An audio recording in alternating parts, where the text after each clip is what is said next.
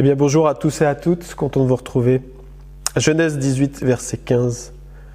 Sarah mentit en disant « Je n'ai pas ri, car elle eut peur. » Mais il dit « Au contraire, tu as ri. » Amen. Elle vient d'entendre Dieu lui dire « Tu vas avoir un enfant. » Et quand elle a commencé à rire, Dieu va lui dire, va dire à Abraham « Mais en clair, pourquoi elle rit ?» Et Sarah va dire « Non, j'ai pas ri. » Et la Bible nous dit « Elle a eu peur. » Pourquoi est-ce qu'elle ment ? Parce qu'elle a peur. Et c'est des choses qui peuvent arriver dans ta vie, ou peut-être par lesquelles tu es lié, le mensonge. La Bible nous dit dans Colossiens 3,9 « Ne mentez pas les uns aux autres, vous étant dépouillés du vieil homme et de ses œuvres, et ayant revêtu l'homme nouveau qui se renouvelle dans la connaissance selon l'image de celui qui l'a créé. Amen. » Le père du mensonge, dira Jésus, c'est le diable.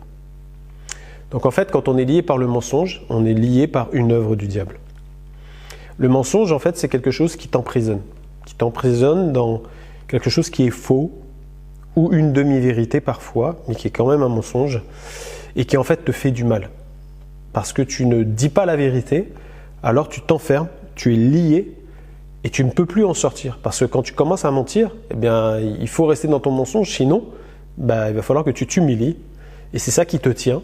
Donc il y a l'orgueil qui monte dans ton cœur, et puis tu gardes ça ferme dans ta vie en disant tant pis, je suis menteur, mais je reste comme ça, quoi.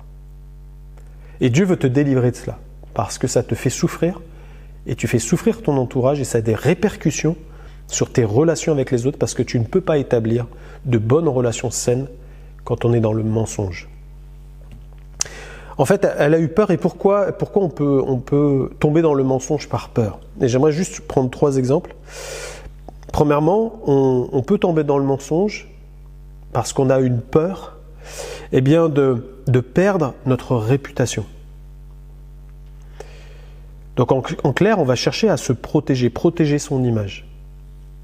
Par exemple, tu es en train de discuter d'un sujet avec quelqu'un et puis tu sens que la personne aborde un sujet que toi tu ne connais pas, alors tu vas peut-être avoir l'impression d'être manqué d'instruction ou de passer pour quelqu'un qui ne connaît rien. Donc la personne va te dire « Ouais, tu sais ce que je suis en train de te dire là, etc. » Et toi, oui, je connais ce que tu es en train de dire. En fait, tu ne connais pas. Mais en fait, tu veux garder cette notoriété ou cette identité, cette valeur à ses yeux pour ne pas perdre ta réputation en fait. Et ça, parfois, par ce genre de phrase, tu es déjà dans le mensonge. Alors qu'en fait, la vérité te pousserait simplement à dire « Non, je ne sais pas de quoi tu parles, est-ce que tu peux m'expliquer ?» Et je pense que c'est une bonne chose de pouvoir être dans l'humilité à ce niveau-là. Déjà, je ne sais pas tout. Admettre que tu ne sais pas. Et puis si la personne te rejette parce que tu as moins d'instructions qu'elle, c'est que ce n'était pas quelqu'un de valable ou de bien en face de toi, même peut-être un danger pour toi. Donc ça, c'est la première peur qui peut t'arriver, peur de perdre ta réputation. La deuxième, c'est la peur du rejet ou d'être méprisé. Donc en fait, tu vas chercher à impressionner ton entourage. Et ça, on le voit aujourd'hui dans tous les réseaux sociaux. Avez-vous remarqué que beaucoup trafiquent leurs photos, leurs vidéos, pour paraître quelqu'un d'autre qu'ils ne sont pas ? Donc ce n'est pas seulement une image, c'est carrément un mensonge sur qui je suis vraiment. En fait, c'est comme si la personne, elle rejette elle-même son propre corps et qu'elle veut être dans la norme de tout ce qu'on présente sur Internet. Si tu sors de la norme, alors ça y est, on va te mépriser, on va te rejeter, tu es différent. Alors qu'en fait, la différence vient de Dieu et que tout ce que Dieu a créé est bon en fait. Et si tu commences à aller sur les réseaux sociaux, à trafiquer tes photos, à dire il faut que je rajoute, il faut que j'enlève, il faut que je fasse ceci, cela, il faut que j'ai une taille mannequin, etc., qu'on ne voit pas tout ce qui peut être déformant, etc. Mais en fait, tu te mens à toi-même premièrement, et puis tu mens à ton entourage. Et puis, généralement, quand on voit ceux qui essayent des sites de rencontres, par exemple, ils sont déçus quand ils se voient parce qu'ils disent « Mais c'est pas la personne que j'ai vue en photo, en fait. » Il y a un vrai décalage. Donc, en fait, la vérité ressort toujours. Et c'est ce que Jésus va dire. Il va dire ce qui est caché, doit être révélé. Et ça marche aussi dans le sens, que quand tu mens, les choses un jour ou l'autre vont ressortir, et là, ça va faire encore plus de mal. Et peut-être tu t'apprécies pas aujourd'hui dans ton corps, dans qui tu es, dans ce que tu es, dans ce que tu représentes. Moi, j'aimerais que tu pries et qu'on prie ensemble pour que tu sois aussi délivré de cela. De ton apparence physique, de ce que tu veux représenter, et que tu saches apprécier ce que Dieu a fait de toi. Troisième point, parfois, c'est par la peur du manque, par la peur de vivre des choses difficiles, tu peux tomber dans du trafic et mentir autour de toi pour obtenir plus. Et ça, Dieu aussi, il faut que ça soit banni de ton cœur pour que tu sois libre, parce que en fait, c'est Dieu qui prend soin de ta vie. Tu n'as pas à t'inquiéter de quoi que ce soit.